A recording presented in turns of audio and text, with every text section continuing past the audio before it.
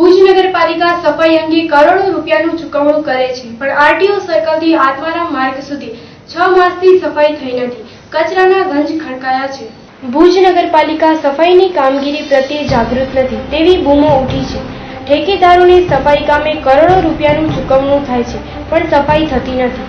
RTO સર્કલથી Atmaram circle વચ્ચેના રોડની બંને બાજુ કચરાના ઢગ ઊભા થયા છે. સ્થાનિકોના જણાવ્યા પ્રમાણે 6 માસથી સફાઈ થઈ નથી.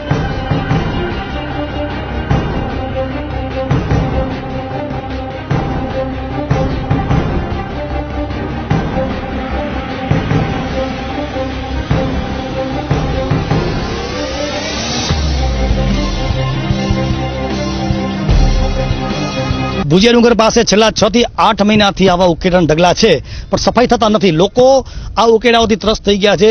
જો કોન્ટ્રાક્ટર 44 લાખ રૂપિયા દર મહિને કોન્ટ્રાક્ટર લેતા હોય અને ભુજમાં મેક્સિમમ જગ્યાએ સફાઈ ન થતી હોય તો આપ સમજી શકો છો કે ક્યાંક ને ક્યાંક ભ્રષ્ટાચાર થઈ રહ્યો છે.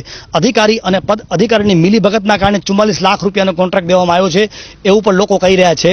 તો ખાસ કરીને ભુજિયા ડુંગર પાસે એવા 4-5 ટ્રેક્ટરો પડે, 1, 2, 3, 4, 5 ટ્રેક્ટર પડેલા, જેમાં ભુજ નગરપાલિકા લખેલું છે.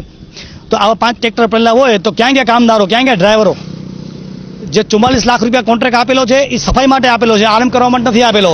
એટલે ભુજ નગરપાલિકાના અધિકારી અને પદ અધિકારીની મિલીભગત છે એવું લોકોમાં લાગી રહ્યું છે. લોકો કહી રહ્યા છે કે તાત્કાલિક અસરથી આ કોન્ટ્રાક્ટરનો કોન્ટ્રાક્ટ રદ કરવો જોઈએ અને કામદારોને કામ આપવું જોઈએ, જેથી કરીને નાના માણસોને કામ મળી રહે, આવી લોક માંગણી છે. કુલદીપસિંહ પરમાર.